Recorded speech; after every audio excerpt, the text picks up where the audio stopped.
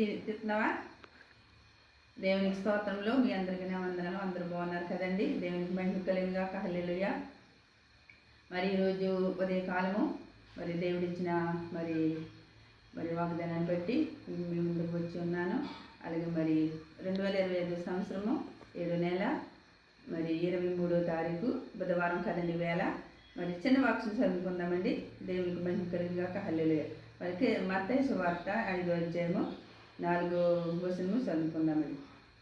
దుఃఖపడేవారు ధన్యులు, వారు ఓదార్చబడుదురు. దేవునికి మహిమ కలిగిన హల్లెలూయా. మరి ఈరోజు ఉదయకాలము వాక్యం ఉంది. మరి దుఃఖపడేవారు ధన్యులు, మరి వారు ఓదార్చబడుదురని దేవుడు సెలవుతున్నారు కదండి. దేవునికి మహిమ. నిజము. మనము దుఃఖంలో ఉన్నప్పుడు ఓదార్చబడతామంటే మరి దేవుని వాక్యం మనం చదివితే మనము ఎంతగానో మరి ఓదార్చబడతాం కదండి. ఎందుకంటే దేవుడు అది ఆకుదానం ఇచ్చిన ఈరోజు ఇచ్చిన ఆకుదానం బట్టి మరి దేవునికే కృతజ్ఞతాస్తుతులు చెల్లించుకున్నాము. నిజం. మనం దుఃఖంలో ఉన్నప్పుడు దేవుడు మనము దేవుని ప్రార్థిస్తే దేవుడు మనకి ఎంతో ఓదార్పుని కలుగు చేస్తాడు ఆయన. ఎందుకంటే ఆయన మరి ప్రేమ కల దేవుడు, కృపగల దేవుడు, మరి కరుణమయుడైన కదండి. మరి మనము దుఃఖంలో ఉన్నామనుకో మనము చింతించకూడదు, మనం బాధపడకూడదు. మనకి దుఃఖం కలిగిందని మనం దేనికోసం కూడా మనం ఆలోచించకూడదు.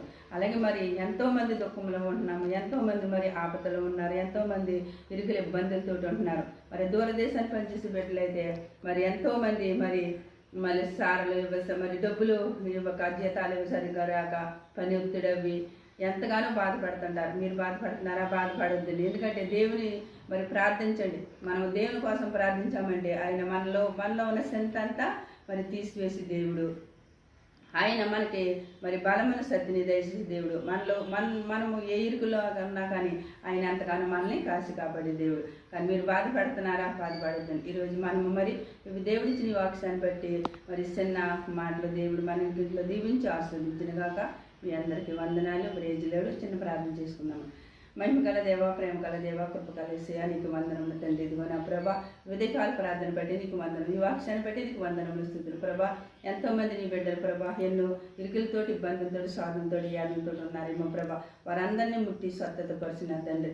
వారిలో ఉన్న ప్రతి బలహీనత కూడా తీసివేయమని అడుగుతున్నాను తండ్రి.